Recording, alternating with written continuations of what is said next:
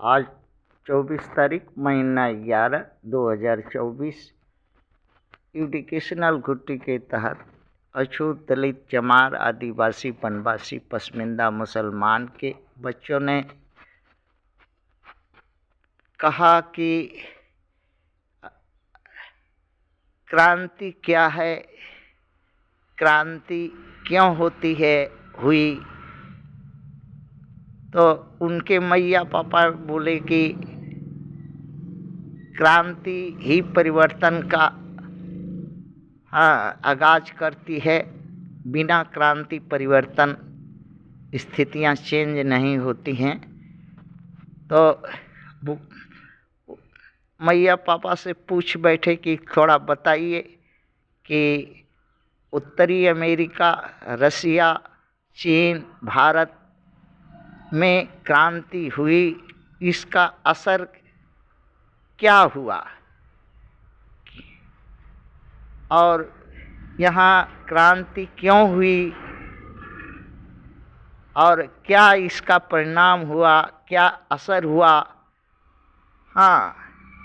और क्रांति के फलस्वरूप किस तरह का वर्ग बने और कौन से वर्ग आज तक क्रांति का लाभ या क्रांति की सुविधा नहीं भोग पाए।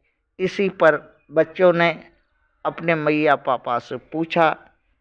तो उनके मैया पापा जितना जानते थे बताए कि उत्तरी अमेरिका में 1775 से लेकर के 1783 तक मूल अमेरिकन जो थे, रेड इंडियन, वहाँ के उपनिवेशवाद के कॉलोनियल सिस्टम के खिलाफ युद्ध किया, क्योंकि उत्तरी अमेरिका में यूरोप के जितने देश थे अमीर, सब आकर कॉलोनी बना लिए थे।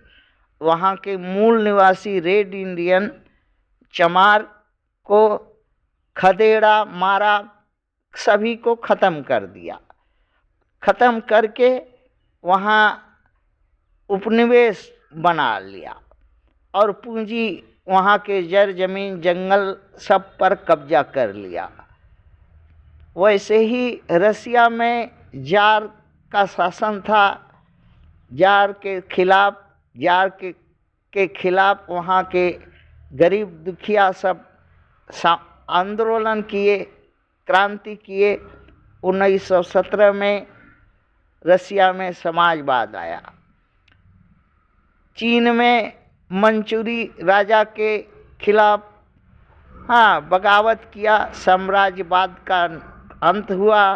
भारत में 1947 से लेके 1857 से लेकर के 1947 में देश को आज़ाद हुआ। ब्रिटिश इंडिया के खिलाफ युद्ध में गृह युद्ध चला। ये दूसरा नंबर है। वर्तमान आबादी 40 करोड़ उत्तरी अमेरिका की है, जिसमें 10% पूंजीवादी लोग हैं। वर्तमान आबादी रसिया की 30 करोड़ है, जिसमें 10% अमीर हैं। चीन का वर्तमान आबादी चीन की 140 करोड़ है, जिसमें 10% अमीर हैं।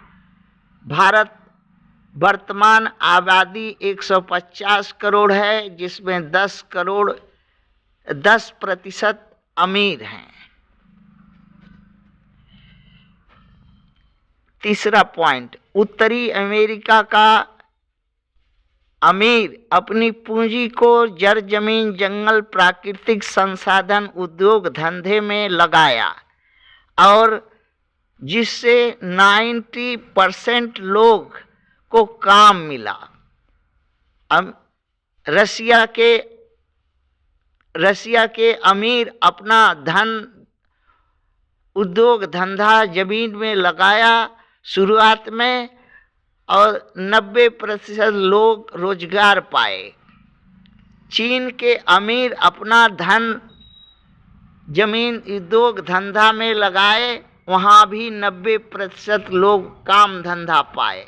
भारत के अमीर अपनी पूंजी धन उद्योग धंधा में नहीं लगाया, सिर्फ अपने सुख सुविधा में भोगा, इसलिए 90% लोग को पास काम नहीं है, बेकार है, न जमीन है, न जंगल है, न रोजगार है, न कुछ नहीं है।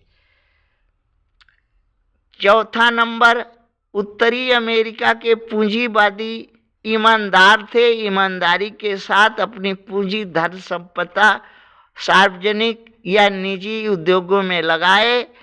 रसिया में अमीर बेईमान थे, धन का उपयोग अपने स्वयं में किया, दास गुलाम बनाने के लिए रखा। सरकारी संस्थानों में जो पूंजी लगाई उसमें स्वयं अपने ही स्वयं अधिकारी ऑफिसर मालिक बन गए। चीन में अमीरों ने पूंजी लगाई किंतु मालिक देश को बनाया। ये अमेरिका और रसिया मालिक स्वयं बन गए, किंतु चीन जो है अमीरों ने पूंजी लगाई, मालिक उस देश को बनाया और उसकी आमदनी सारे लोग समान रूप से वितरित करके अवसर सुख भोगा। भारत के अमीर धन पूंजी अपने स्वार्थ में लगाया और सार्वजनिक क्षेत्रों में, और मालिक भी स्वयं बन गए, अधिकारी भी स्वयं बन गए, जिसके चलते और 90% को काम भी नहीं दिया और अपने ही उसमें भोगा और आज भी भोग रहा है। इसी कारण से उत्तरी अमेरिका जो है खूब पूंजीवादी है और उन्नतशील देश है। और रसिया पहले कुछ दिन तक ठीक था, अभी भारत और रसिया का स्थिति एक जैसा है, गरीब देश के लिस्ट में चला आएगा रसिया भी कुछ दिन के बाद। चीन जो है विश्व का सर्वप्रथम उन्नतशील देश होगा, पूंजी वाला देश होगा, धनी देश होगा, रोजगार वाला देश होगा, जिसमें मालिक देश को बनाया और देश के अमीरों की पूंजी सार्वजनिक क्षेत्र निजी क्षेत्र में लगाया, सभी को रोजगार दिया, सभी को समान अवसर दिया, भागीदारी दिया। भारत ऐसा नहीं करने सका। भारत का जो भी कल कारखाना रोजी रोटी है वो सब अमीरों के हाथ में है, वही मालिक हैं, वही पूंजी लगाते हैं, वही उसका सुख भोगते हैं। इसलिए भारत 99% लोग दरिद्र हो गए हैं, भूखमरी के शिकार हैं। वैसा ही रसिया में भी हो गया है। रसिया अब दूसरे के सामने हाथ फैला रहा है। अपना पेट पालने के लिए, पेट भरने के लिए दूसरे देशों के सामने हाथ फैलाता है। जैसे भारत के 99% लोग अपना पेट भरने के लिए अपना अगवाड़ा पिछवाड़ा मरवाते हैं, तब जाके पेट अमीरों से, मनुवादियों से, उसी तरह से रसिया भी अब उन्हीं अमीरों से गांड मरवा करके वहाँ के गरीब पेट भरेंगे। थैंक